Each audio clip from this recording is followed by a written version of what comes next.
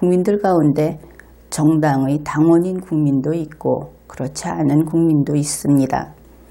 그런데 그런 지위를 가지고 있는 그런 국민은 무엇을 해야 하는가? 거기에 대해서 생각을 해보았습니까? 보통 정당의 당원은 자기 정당의 어떤 목표를 이루기 위해서 활동을 했을 겁니다. 그렇게 되겠죠. 그런데 대한민국 헌법에서 정당을 특별한 결사로서 그들의 그 활동의 자유를 보장해 주겠다. 국가기관은 물론 아닙니다. 권력과도 관계가 없고, 그런데 그렇게 약속을 한 이유는 정당에서 정당의 당원들이 국민의 민주적 여론을 형성하는데 기여한다. 거기에 도움을 준다. 그러한 일을 하도록 그래서 그렇게 보호하겠다 하고 약속을 한 겁니다. 그런데 그러한 각 정당이 유일한 대한민국 헌법이다 하는 이 가치를 국민에게 알리는 그런 일을 하지 않고 자기 정당의 이익만을 위해서 활동을 한다면 헌법이 달리 생각을 하겠죠. 이들을 보호할 필요가 있는가? 이렇게 고민을 할 겁니다. 그래서 각 정당은 그 강령에서 어떻게 하면 이 헌법 정신을 더 널리 충분히 이해한 다음에 국민들이 그러한 민주적 여론을 형성할 수 있도록 이것을 알리는가 하는 그런 목표를 가지고 강령에 이런 것을 규정해 놓게 되는 겁니다. 그러니까 우선은 정당의 강령을 잘 이해하고 그리고 당연히 헌법을 또 공부를 해서 잘 이해를 해야 그래야 자격 있는 정당의 당원이다. 그렇게 이야기할 수 있습니다. 자유한국당 강령에는 핵심 가치를 쭉 나열을 해서 이렇게 규정을 하고 있습니다. 그런데 그 핵심 가치가 무엇인가? 그 의미를 한번 살펴보면 강령 자체에서 찾을 수 있습니다.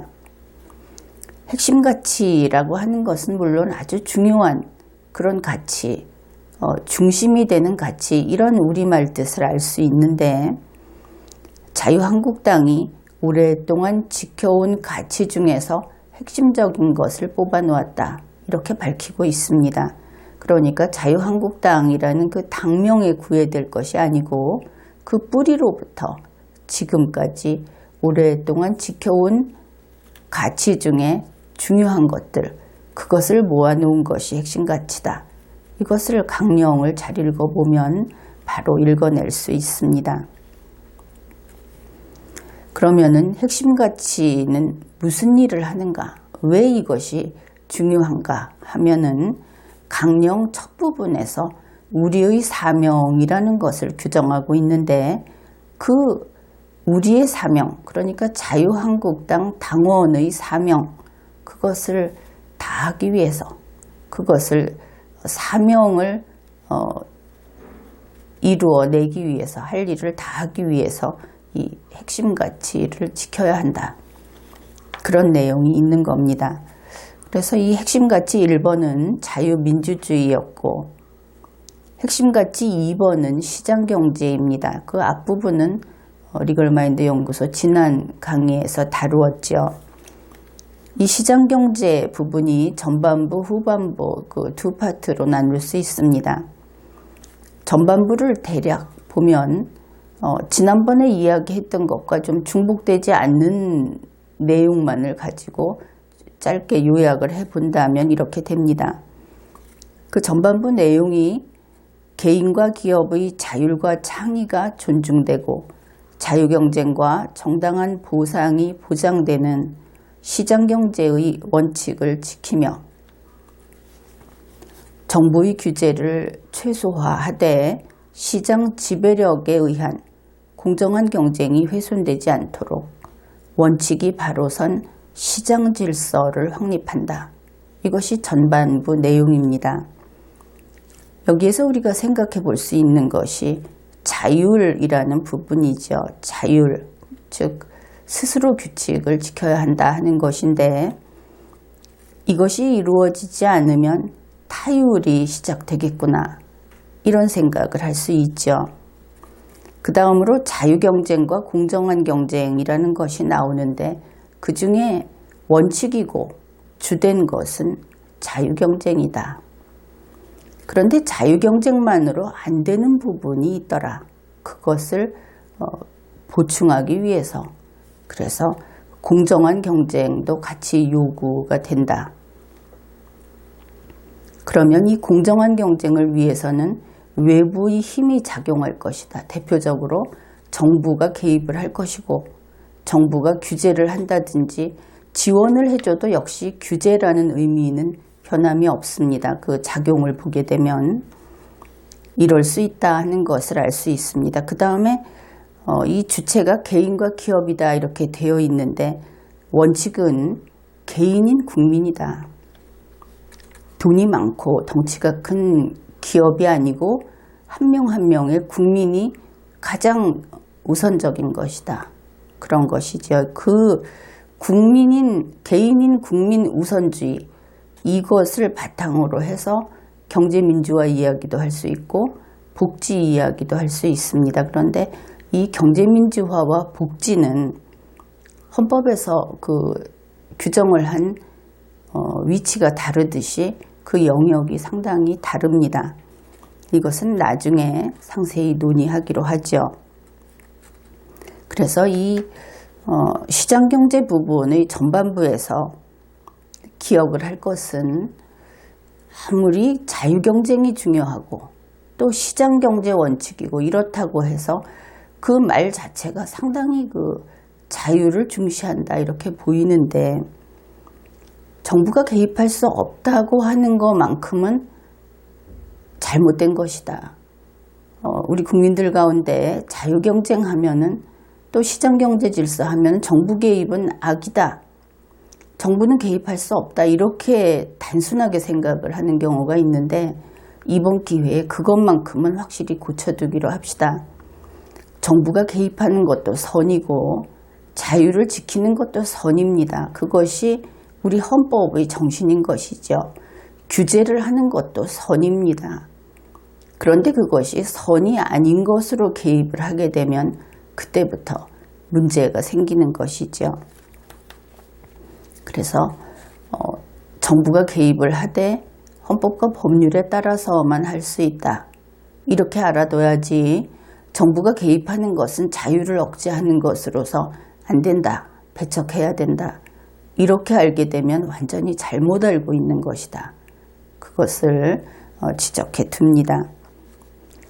그래서 경제라고 하는 것은 모두 개인이나 기업에게 통째로 맡겨버리는 것이 아닙니다. 그래서 이것은 이제 앞으로 우리가 이 강령을 읽어 나가면서도 그렇고 또 헌법을 찾아보게 되면 더 분명하게 알 수 있게 될 텐데, 여기에서 중요한, 여러분이 그 경제민주화 하면 아직도 상당히 복잡하게 여기는 것을 알고 있습니다. 왜냐하면 경제민주화라고 하는 것이 이미 대한민국에서는 이것을 밖에 내세워서 정책으로 채택을 한 바가 있고, 그런데 경제민주화는 왠지 좌파들의 것이다. 이렇게 되어 있으니까 현재도 자유한국당에서 그 문재인 청와대 대통령이 주도하고 있는 경제민주화 측면을 강하게 비판을 하죠.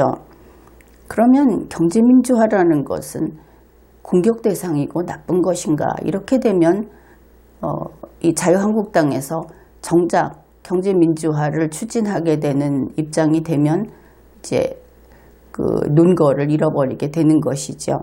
그래서 이것은 우리가 나중에 아주 확실하게 정확하게 이렇게 학습을 해야 할 텐데, 그 전에는 이렇게 생각을 해두면 됩니다.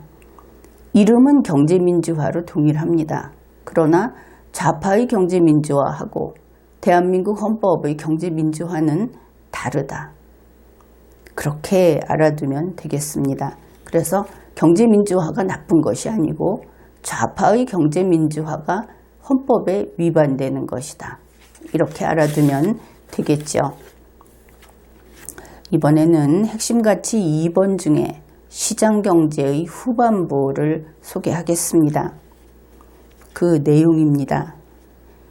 개인이나 기업이 자유로운 경제활동과 정당한 노력을 통해 얻은 사유재산권을 보장함으로써 동기유발과 기업가 정신을 고취시키고 경제적 기회를 확대하며 경제성장의 원동력이 되도록 한다. 이것이 자유한국당 강령 핵심 가치 두 번째 시장경제에서 마지막 부분입니다. 후반부이자 마지막 부분인데 이것을 문장 구조를 먼저 분석해 보기로 하죠. 문장은 한 개인데 이것은 두 부분으로 나눌 수 있습니다. 하나는 첫 번째 부분은 사유재산권을 보장한다 라는 부분이고, 두 번째는 사유재산권을 보장한 후에 그 다음의 목표, 그 다음에 이루고자 하는 것, 이것으로 이렇게 둘로 나뉘게 됩니다. 그러니까 첫 번째 부분은 이런 것이죠.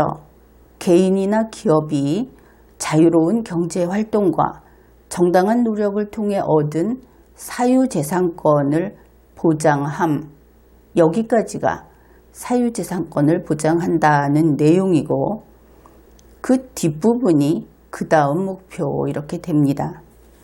그러면 먼저 이 앞부분부터 살펴보기로 하죠. 이 앞부분에서 핵심은 이렇습니다. 개인이나 기업이 얻은 사유재산권을 보장함, 이렇게 됩니다. 개인이나 기업이 얻은 사유재산권을 보장한다 하는 것이죠. 그러면 이 부분을 하나하나 살펴보기로 합시다. 사유재산권은 누구의 것입니까? 개인이나 기업의 것이겠죠. 사유재산권은 개인이나 기업의 것이다. 사유재산이 그들에게 있다. 이것을 알 수 있습니다. 사유재산이라고 하는 것이 그냥 재산이라고 해봅시다. 그러면 개인이나 기업에게 재산권이 있다. 사유라는 것은 사인이 사적으로 가진다 이런 뜻이죠. 이것은 사회가 소유한다든지 국가가 소유하는 것이 아니구나 하는 것을 알 수 있습니다. 만일 이 사유, 개인이 소유하는 것을 허용하지 않게 되면 그것은 대한민국 헌법을 위반하는 것이 됩니다. 나라가 망하는 것이죠. 이 제도가 헌법이 규정하고 있는 제도를 없애버리고 헌법을 부정하는 상태로 국가가 경영이 되면 그것은 바로 그때 나라가 망한 겁니다. 우선 앞부분에서 사유재산권의 주체, 이것을 보유하는 자는 개인이나 기업이다. 그것을 알 수 있죠. 그 다음에 행위는 어떤 것인가? 사유재산권은 보니까 얻었다고 합니다. 여기에서 그렇게 표현을 하고 있죠. 그래서 행위는 얻은 행위가 될 겁니다. 그렇다면 얻는다고 했습니다. 날 때부터 가지고 태어나는 것이 아니다 하는 것을 알 수 있죠. 얻는다는 것은 상태가 변화했음을 보여줍니다.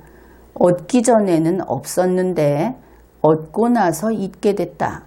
이것이 얻는다는 행위의 결과가 되는 것이죠. 그렇다면 얻은 자가 있을 것이고 못 얻은 자가 있겠다. 이렇게 생각을 할 수 있겠죠. 왜냐하면 원래부터 가지고 있던 것은 아닌 것이 분명하니까.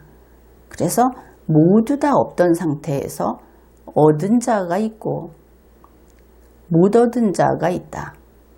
이것은 분명히 알 수 있죠. 여기에서부터 여러분이 집중을 해야 합니다. 개인이나 기업이 사유재산을 얻어서 사유재산권을 가지고 있다. 그것은 우리가 잘 알고 있는데 사유재산을 못 얻어서 가진 것이 없는 사람이 있다. 이것을 어떻게 할 것인가? 그러면 원래 모두 다 가지고 있다가 못 얻은 자가 되는 것이 아니기 때문에 이것은 고장난 상태가 아니지요. 이것이 중요합니다. 병든 상태가 아니다 하는 겁니다.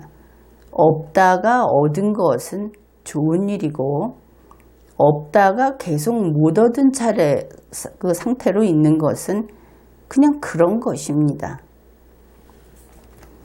그래서 돈이 없는 사람, 재산이 없는 사람, 이것은 다 자기의 얻는 행위를 통해서 이 재산이 생긴다고 하는 것이 정해져 있는 약속이죠. 지금 이 강령에 나와 있듯이.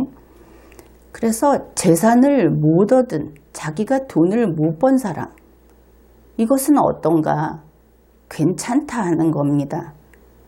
이것이 돈을 못 번 사람이 실패자라든지 패배자라든지 불행한 자가 아니라는 이것을 우리 5,100만 국민이 받아들이는 것이 그것이 교육의 출발이어야 하는 겁니다. 그런데 현재 그렇지가 않죠. 자기가 해서 얻어야 되는데 그렇지 못한 사람은 패배감을 느낀다든지 혹은 남 때문에 그렇다고 해서 피해를 입었다는 그런 피해의식을 갖게 된다든지 이것은 좀 그 원칙과는 많이 어긋나죠. 얻은 것은 좋은 일이고 얻지 못한 일도 괜찮다. 어느 쪽이 좋다고 말할 수 없는 것이 이 구조입니다. 그런데 문재인 청와대 대통령이라든지 또 소위 좌파 이념을 지닌 사람들은 못 얻은 자가 생기는 이 사회는 구조적으로 문제가 있다고 이야기를 하는 겁니다. 이 부분은 현실적으로 아주 세밀히 꼼꼼히 챙겨나가야 합니다. 못 얻은 자가 있는 것이 좋다는 것이 아니고 그것은 여기에 문제가 아니라 다른 부분에서 다뤄야 한다는 것이죠. 일단은 이렇게 보자. 그래서 여기에서 미리 얘기를 하는데 못 얻은 자를 방치하고 괜찮으니까 놔두자는 건 아닙니다. 같이 살아야 하죠. 그런데 못 얻은 자를 못난 자, 불쌍한 자, 비참한 자라고 하는 순간 자유민주주의의 이념은 버리고 좌파의 이념을 가지게 된다 하는 겁니다. 여기에서부터 토대를 다시 다져야 합니다. 좌파와의 근본적 차이 중에 하나가 바로 이겁니다. 없는 자에 대해서 그들을 무엇인가 부족하고 고장나고 실패한 자들이라고 생각해서 구제해 주겠다고 하는 그 심리는 애초에 민주주의를 불가능하게 하기 때문에 그래서 일단은 이 재산 형성을 했든지 못했든지 그냥 사실로서만 받아들이자. 차근차근 따라와 보면은 나중에는 훨씬 더 탄탄하게 이해를 할 수 있게 될 겁니다. 그래서 얻은 자와 못 얻은 자가 있다. 못 얻은 자는 패배자가 아니다. 그냥 못 얻었을 뿐이다. 재산이 없을 뿐이다. 이렇게 하고 가죠. 그 다음에 여기에서 보장하는 대상이 무엇이냐 하면은 사유재산권, 사유재산을 가지고 있도록 그것을 거기에 대한 권리를 행사할 수 있도록 보장한다 이런 것이죠. 그러면 보장은 어떻게 하는가? 이 부분도 잘 생각을 해야 합니다.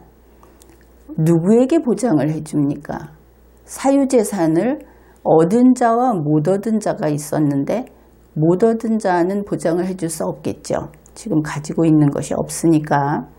그런데 얻은 자는 보장을 해줍니다. 그러니까 얻은 자의 사유재산권을 보장해준다. 이렇게 되는 것이죠. 여기서 이제 유의할 것이 있습니다. 못 얻은 자가 사유재산권을 얻도록 해주는 것이 사유재산권의 보장이 아니다 하는 겁니다. 무슨 그런 엉뚱한 소리를 하느냐 이럴지 모르겠는데 실제로 우리나라에서 지금 문재인 청와대 대통령이 이 이야기를 하고 있습니다. 못 얻은 자가 사유재산권을 얻도록 해주는 것이 이루어지지 않으면 사유재산권 보장은 안 되는 것이다. 내놓고 이야기를 하는 편은 아닌데 그들의 그 주장을, 그들이 그 발표한 글들을 보게 되면 바탕에 이것이 있는 것이죠. 이것은 출발이 어떻게 되느냐 하면은 무에서 나의 노력으로 자유경쟁이라든지 나의 노력으로 유의 상태로 가는 것이 아니고 태어나면 n분의 1씩 받아가지고 살아가는 것을 전제로 합니다. 그래서 사유재산권 보장이라는 것을 얻은 자의 사유재산권을 보장한다는 것, 그것이 우리 헌법이 인정하는 사유재산권 보장이다. 이것을 명확히 하나하나 명확히 기억을 해두기로 합시다. 이제 조금 더 복잡한 얘기를 하려고 합니다. 앞에서 우리 얻은 자와 못 얻은 자의 이야기를 했습니다. 이것은 아주 서두르면 안 되고 곰곰 생각해보고 이해가 안 되면 또 두었다가 다시 생각해보고 이래야 하는 부분입니다. 얻은이라고 하는 부분이 어떻게 얻었는가 하는 것을 생각해 보기로 하죠. 이것은 강령에 이미 나와 있었습니다. 자유로운 경제활동과 정당한 노력을 통해서 얻은 것이라고 되어 있습니다. 자유로운 경제활동은 누가 해야 합니까? 바로 우리 국민 한 명 한 명, 우리들 스스로 해야 합니다. 정당한 노력도 우리 스스로 해야 합니다. 그러면 여기에서 그러면은 이렇게 보장을 한다고 하는 사유재산은 스스로 자유로운 경제활동 거기다가 정당한 노력으로 이것을 이루어내고 얻어야 하는 것이구나. 그것을 알 수 있죠. 여기에서 중요한 것이 있습니다. 그냥 돈이 생겼습니다. 그냥 어디서 돈이 그냥 뚝 떨어져서 재산이 생겼습니다. 그러면 이것을 사유재산으로 보장을 받을 수 있느냐 없느냐 어떻게 생각을 합니까? 물론 돈, 현금이라고 하는 것은 그것이 있는 곳에 권리가 있다고 되어 있습니다. 그렇기는 하지만 이것은 사유재산제라고 하는 헌법상의 제도를 이야기하는 겁니다. 그것이 사유재산인가? 보장받는 사유재산인가? 좀 고민을 해야 할 부분이죠. 대표적으로 불로소득이라고 하는 것은 이 보장받는 사유재산에 속하지 않습니다. 그래서 불로소득의 경우에는 세금의 그 비율이 아주 높다든지 이렇게 되어 있죠. 그래도 결코 사유재산제에 위반되지 않습니다. 그러면 상속은 어떻겠습니까? 상속은 불로소득이라고 해야 할까? 아니면 우리 생각할 때 나의 아버지, 나의 어머니가 노력을 해서 번 돈이니까 결국은 그것은 확실히 내 거다. 이렇게 생각을 할 수 있을까? 아마 지금까지 상속받는 우리 집의 재산, 우리 가족의 재산이라고 하는 것은 내가 누릴 수 있는 나에게 정당한 권리가 있는 것이다 하고 생각한 그런 국민들, 그런 사람들이 많이 있을 겁니다. 그런데 이렇게 생각을 해봅시다. 스스로 했다 하는 것이 핵심입니다. 스스로 노력해서 스스로 했다. 아버지나 어머니가 20년 동안 손을 써서 일을 해가지고 어떤 재산을 형성했습니다. 사유재산을. 아버지나 어머니의 손톱이 다 닳았습니다. 그러면 그것을 상속받는 딸의 손을 한번 들여다봅시다. 그 딸의 손톱이 닳았는가? 그렇지 않겠죠. 스스로 한 것이 아닌 겁니다. 즉 아버지나 어머니는 스스로 자유로운 경제활동과 정당한 노력으로 이 사유재산을 얻은 사람이죠. 형성한 사람입니다. 그러나 상속받는 딸은 같은 사람이 아닌 겁니다. 그러면 이들에게 사유재산을 인정해서 그 사유재산권을 보장해야 할 것인가? 여기에 대해서 쉽게 상속제도, 사실 이 상속제도라고 하는 것은 21세기에 이것을 없앨 것인가 그냥 둘 것인가 하는 사실 도마 위에 올라와 있는 그런 개념 중에 하나입니다. 그런데 이것을 가지고 쉽게 나는 상속 재산도 사유재산으로 보장해야 한다 하고 찬성을 한다든지 아니면 반대를 한다든지 그렇게 하지 말고 깊이 생각을 해 보십시오. 어떻게 설명을 할 수 있을 것인가? 찬성은 찬성대로, 반대는 반대대로 생각을 해보기로 합시다. 지금까지 리걸마인드 연구소였습니다.